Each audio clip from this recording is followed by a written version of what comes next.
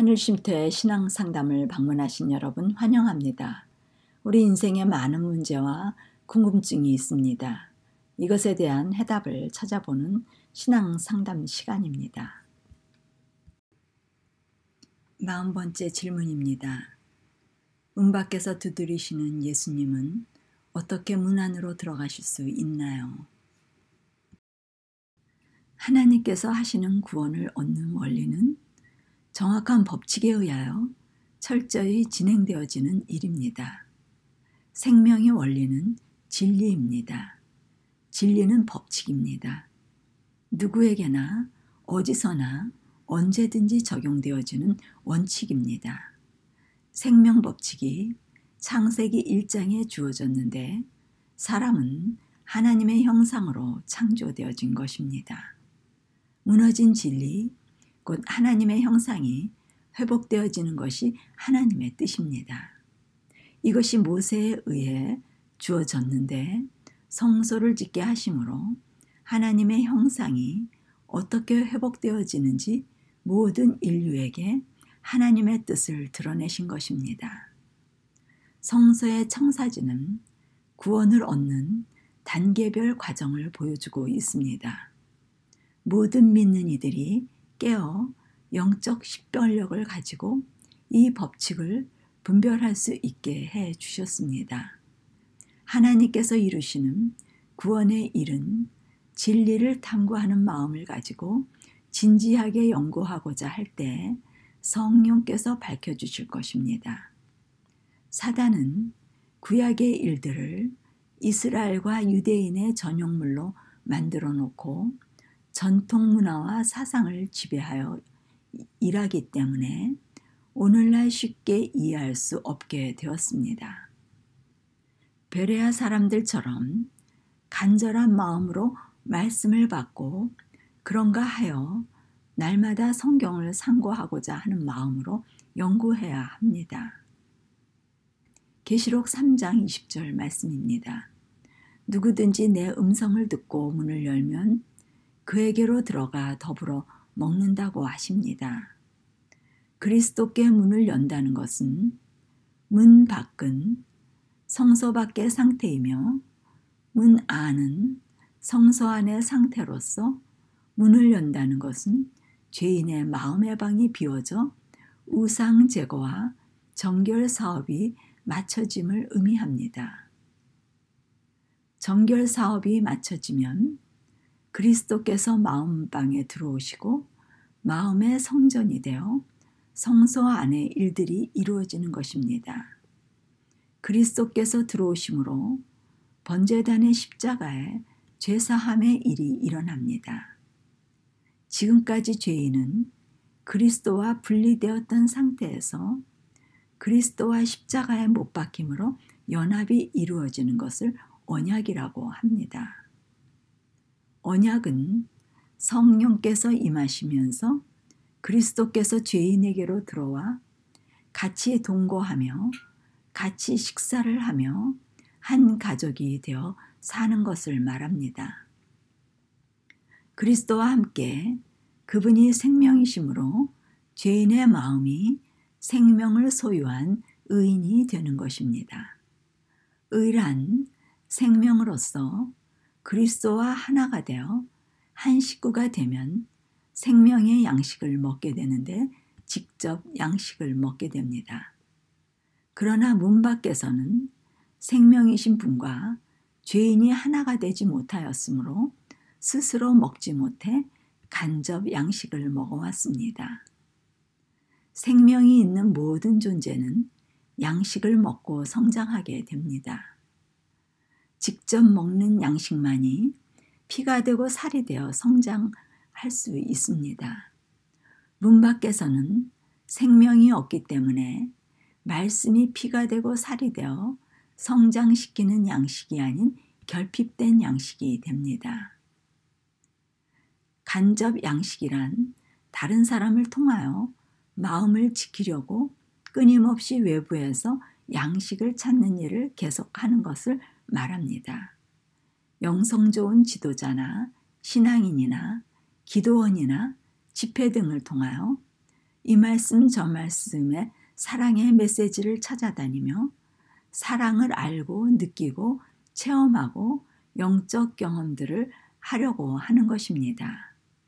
이러한 간접 양식은 말씀을 깨닫노라고 간증하고 찬양하며 눈물로 기뻐하며 위로를 받다가 시간이 조금 지나면 배럴이 충전이 약해지듯 또 찾아 채워야 하는 끊임없는 배회가 이루어지는 영적 결핍을 초래하게 됩니다.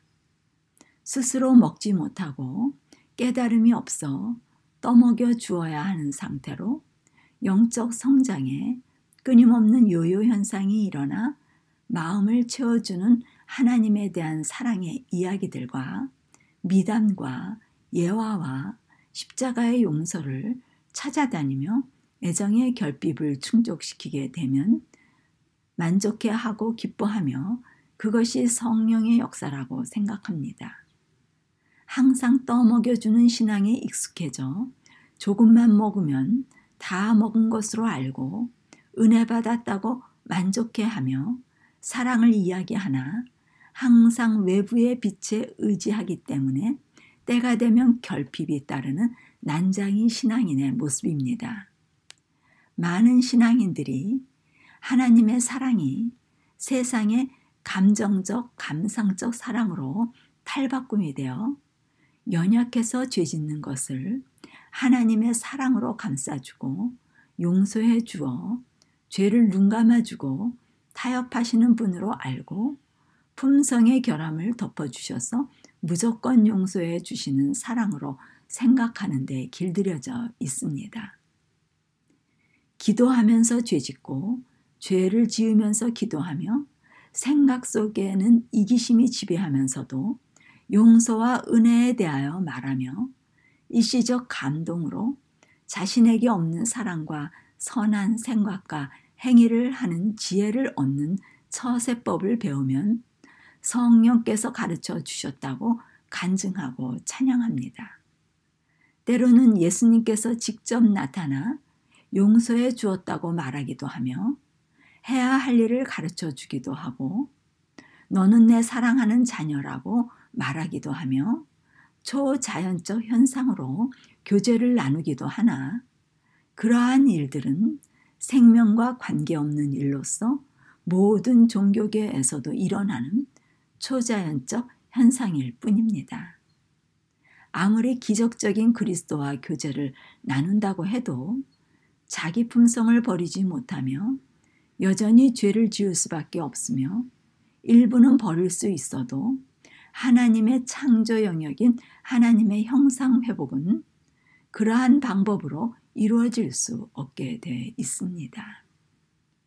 성경적 성령의 일은 죄인을 죽음으로 이끌어가는 일을 합니다. 성령의 예리한 검으로 혼과 영과 관절과 골수를 찔러 쪼개어 마음의 생각과 뜻을 헤집어 처절하게 도려내고 수술 작업을 하시는 죽음의 일이 성령께서 하시는 일입니다. 이 일은 목숨을 거는 일이기 때문에 죽고 사는 일생일 때에 가장 심각한 일입니다. 절대로 이기심을 가지고는 갈 수 없는 길로서 성령께서는 나약한 현세의 안락함을 추구하는 신앙인의 마음을 달래주고 위로해주며 죽음 없이 이기심을 가지고 살아있음에도 불구하고 십자가의 경험을 하도록 하지 않습니다. 이런 일은 에덴 동산에서 뱀이 하와를 유혹한 죄를 지어도 괜찮아 결코 죽지 않아 하나님은 사랑이셔 다 용서해 주시는 분이야 라고 속삭이는 같은 유혹이 됩니다. 오늘날 사단과 하나님의 일하는 방법을 쉽게 분별할 수 없습니다. 오로지 분별 기준은 죄사함으로 십자가의 경험을 하게 되면 그리스도의 품성을 소유하여 원수를 사랑하고 항상 평강이 있으며 하나님의 계명이 지켜지는 모든 말씀이 이루어지는 것이 기준이라고 성서는 제시합니다. 누가복음 14장 27절에서 33절 말씀입니다. 자기 십자가를 지고 쫓지 않으면 나의 제자가 되지 못한다고 자부인의 말씀을 마치시고 망대를 세우는 이야기를 하십니다. 망대를 세우는데 자기가 가진 것으로 준공할 수 있는지 먼저 앉아서 비용을 계산해서 확신을 가지고 추진해야지 짓다가 그만두면 망하게 될 것을 말씀합니다. 그리고 다른 나라와 싸우러 나갈 때 대적할 수 있을지 군사의 수를 헤아려 싸워야지 화친해야 할지 싸워야 할지 먼저 계산을 하지 않으면 망한다는 말씀입니다. 바로 이어서 자기의 모든 소유를 버려야 제자가 될 수 있다고 말씀하시는데 이것은 성경 말씀도 자신에게 이루어지기 위하여 자기 십자가와 모든 소유와 목숨을 버릴 가치가 있는지에 대한 확실한 지적 판단을 가지고 추진하는 믿음만이 목적을 이룰 수 있음을 말씀하시는 것입니다. 모든 것을 걸었을 때, 얻을 것에 대한 확신이 생길 때 굳건한 승리의 약속의 말씀은 자신의 것이 될 수 있다는 확고부동한 이성적 판단과 결정을 가지고 신앙을 하지 않으면 목적하는 바가 이루어질 수 없다는 제자의 도에 대한 믿음의 기준을 제시해 주는 것입니다. 이 확고부동한 믿음이 없이는 결코 하나님의 형상이 자신의 것이 될 수 없다는 말씀입니다. 이 말씀은 문 밖인 성소 밖의 상태는 나약한 인간의 감정적 사랑으로서 이심을 충족시켜주는 사랑을 원한다면 망하게 될 것이라는 말씀입니다. 문 안, 곧 성소 안으로 인도되기 위하여 성령께서는 이성적 사랑인 목숨을 아까워하지 않고 내놓을 수 있는 확고한 믿음으로 이타심의 사랑에 목숨을 걸도록 인도하실 것입니다. 인간의 감상적, 감정적 사랑은 이기심의 근원으로 하나님은 자신의 필요를 채워주시는 분으로서 청구서를 제출하면 모든 것을 얻을 것이라는 기대감을 가지고 신앙을 하는 상태를 말합니다. 그러다 자신이 기대하는 것을 얻지 못하면 실망하고 좌절과 낙담하게 되는 그러한 마음을 가지고는 결코 성령의 인도를 따라갈 수 없다는 것입니다. 자기를 축복해 주시면 선교와 전도 등 하나님의 사업에 전념하겠다고 거래를 하기도 하나 하나님께서 원하시는 사업은 하나님의 형상이 회복되는 품성 사업으로서 생명을 얻는 것입니다. 생명을 얻으면 생명 현상이 일어나는 것이 전도이며 생명이 없는 상태에서 전도 사업은 모래 위에 짓는 집입니다. 많은 사람들이 유망한 전도 사업을 꿈꾸곤 합니다. 생명을 얻기 원하는 사람들은 그러한 꿈을 꾸지 않습니다. 자신의 계획도 모두 죽음 속에 묻어버려야 합니다. 자기식 하나님의 일을 생각하는 한 죽음의 준비가 되지 못한 것입니다. 죽은 사람은 아무 생각과 계획이 없습니다. 일시적 감정과 자부인이 없는 이름만 사랑이라고 부르는 것이 아닌 목숨을 거는 계산이 전제되어야 목적하는 생명을 얻는 것입니다. 자신을 위하여 모든 것을 내어주시고 죽으시고 마련해 주신 구원, 즉 죽음과 부활을 믿고 그리스도를 마음에 주셔서 원수도 사랑하고 항상 평화가 이루어진다는 생명이 자신 속에 이루어져 약속하신 천국이 자신 안에 나타날 것을 전적으로 신뢰하는 믿음입니다. 이 일은 순간적으로 기분에 따라 왔다 갔다 하는 불신의 상태로는 절대로 이루어질 수 없음을 의미하며 뜻을 정하면 생애를 걸어 자신의 모든 혼신을 기울이는 믿음이 있어야 한다고 합니다. 하나님께서 이루어 주시는 보이지 않는 천국을 이러한 믿음의 눈으로 볼 때 이루어지는 것입니다. 창조주 하나님께서는 죄인들의 죄를 용서해 주셔서 마음을 깨끗하게 해주시고 그리스도의 마음을 주시는 능력을 믿는 것이 믿음입니다. 사랑을 다 알고 경험하고 그리스도를 만나는 사람은 없습니다. 십자가의 경험이 될 때 비로소 자신을 향한 그분의 사랑을 알게 됩니다. 그 사랑을 알게 될 때 더 이상 자아를 사랑하는 마음이 없어지고 다른 사람을 사랑할 수 있는 성소 안으로 들어가 제사장의 마음이 주어지게 됩니다. 그 경험이 이를 때까지 믿음으로 따라가야 합니다. 정결 사업이 끝나고 마음이 준비되면 말씀으로 몰입이 되어지는 것이 특징입니다. 이때는 말씀과 자신 사이에 어느 누구도 끼어들지 못하는 완전한 말씀과 밀착된 관계가 되어집니다. 십자가의 경험 이전에 이미 말씀 삼매경이 되어 하루 종일 말씀에 몰두하는 일이 성령께서 하시는 일입니다. 아무리 눈물 흘리며 죄를 깨닫고 십자가의 용서를 입으로 말할지라도 성경을 깨닫지 못하고 다른 사람으로부터 얻어먹으려 하는 상태라면 십자가의 경험에 이르지 못한 상태입니다. 심령의 갈급함을 여기저기 다른 사람으로부터 구하는 신앙이면 아직은 용서라는 것이 무엇인지 모르는 불신으로 문 밖의 단계입니다. 그리스도가 들어오시려면 말씀으로 만나시기 때문에 의무적으로 아침 저녁 시간을 내어 보는 정도가 아닌 만사를 제치고 소유한 모든 시간에 말씀에 몰입하게 되어지는 경험입니다. 그때 은총과 간구하는 회개의 심령을 부어주셔서 그리스도를 바라보고 애통하며 독자를 위하여 애통하고 통곡하는 일이 일어나게 되는데 자신의 모든 죄에 대한 회개, 곧 후회할 것 없는 회개가 일어나면서 말씀이신 분이 마음속으로 들어오시는 일이 일어나면 이것이 성령이 임하시는 일로 이때 문이 열려지며 완전한 연합이 이루어지고 십자가의 온전한 사랑을 그때서야 깨닫게 됩니다. 이것이 죄사함입니다.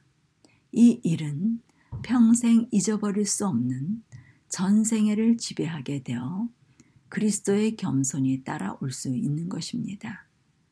그래서 십자가의 사건은 일생의 가장 중대한 과업이 됩니다. 이 언약은 수시로 일시적으로 일어나는 일이 아니며 언약을 파기하지 않는 한 한 번 맺으면 평생 맺어지는 언약입니다. 인간의 결혼도 한 번 결혼이 이루어지면 쉽게 헤어지는 일이 아닙니다. 일단 목숨을 내어놓은 자아부인의 사랑으로 맺어진 결혼은 쉽게 파혼이 일어날 수 없는 영원한 언약이 됩니다. 오늘날 이기심을 가진 부부들은 목숨을 내놓고 사랑하지 않기 때문에 결혼이 쉽게 이혼이 되어지기도 하지만 이기심을 가진 사람도 부부지간의 인연을 쉽게 끊을 수 없는 천륜이라고 합니다. 하나님과 제사함을 받은 죄인의 사랑으로 맺어진 결혼은 양쪽 모두 목숨을 건 사랑이기 때문에 자아를 지속적으로 부인할 수 있는 능력 있는 사랑의 연합이 됩니다. 남녀가 결혼하기 전 열애와 결혼식을 잊어버릴 수 없듯이 십자가 하면 그리스도와 어떻게 열애를 하여 맺어진 인연인지 자신의 죄로 인하여 어떻게 죽음을 결심했고 성령께서 어떻게 이끌어 주셨는지 어떻게 정결케 되고 용서하여 주셔서 죄에서 자유케 하셨는지 생생한 기억들이 머릿속에 파노라마가 연상되듯이 일련의 사건은 평생을 지배하며 잊혀지지 않게 됩니다. 아무도 자신의 결혼식을 기억 못하거나 그 사건이 있었는 줄도 모르는 사람은 없습니다. 오순절 성령의 일이 슬며시 오는 것이 아니었듯 성령이 임하며 결혼한 정확한 시간을 기억하지는 못하지만 어느 시기를 계기로 분명한 자신의 전적 변화와 회개의 경험들은 기억하게 됩니다. 그 후부터 입만 열면 죄사함의 이야기가 어디서나 따라오게 되는 것이 특징입니다. 이제부터는 인생의 모든 것을 사람과 의논하거나 사람에게 하소연하거나 사람과 나누거나 사람에게 실망을 하거나 사람이 그리워 찾거나 하는 일이 없게 됩니다. 그리스도와 자신 외에 모든 사람은 시야에서 사라집니다. 그 이후 그는 죄사함에 대하여 자신의 경험과 하나님의 창조하시는 일을 적나라하게 펼쳐 모든 사람에게 생생하게 보여줄 수 있는 제사장의 역할을 감당하는 전도자의 자격을 갖추어 그들의 말은 살아서 능력 있게 역사하게 됩니다. 그들은 항상 말씀이신 그리스도 안에서 모든 문제의 해답을 얻고 생활하기 때문에 문제 해결을 위해 사람들과 의논할 필요가 없습니다. 이 경험이 없으면 제사장 역할을 감당할 수 없습니다. 다른 사람에게 하나님의 사랑을 알려주고 도와주고 잘해주려고 애쓰다 관계 속에서 실망하고 상처받고 자신의 감정 처리가 어렵게 되고 죄인을 다룰 수 없게 되는 것은 성소 밖의 상태로 이기심을 가진 자아사랑 때문입니다. 많은 사람들이 경험한 죄사함이라는 것이 여전히 자아의 이기심을 가지고 죄를 품고 있으면서 그리스도께 가져가 죄를 고백하면 용서해 주셨다고 기뻐하고 사랑에 대해 말하고 눈물을 흘리며 위로를 받고 또 죄를 짓고 자백하고 용서받고 계속적 반복되는 것은 성경적 용서의 개념이 아닙니다. 자아의 이기심을 갖고 있는 한 죄는 지을 수밖에 없으며 죄의 노예의 상태에 있는 것을 용서해 주었다고 말하지 않습니다. 하나님의 용서란 죄의 근원이 되는 이기심을 완전히 없애고 제거해 주셔서 죄를 짓지 않도록 하시는 것이 구원이 됩니다. 이것은 목숨을 내놓고 하나님을 사랑하며 자기를 부인하기로 선택한 사람들에게만 일어나는 일입니다. 자기를 부인하지 않고 자기를 사랑하는 사람들에게는 죄를 제거해 주시고 없애주시고 싶어도 근본적 마음에 더러운 셈이 제거되지 않아 죄를 없애는 용서가 이루어질 수 없습니다.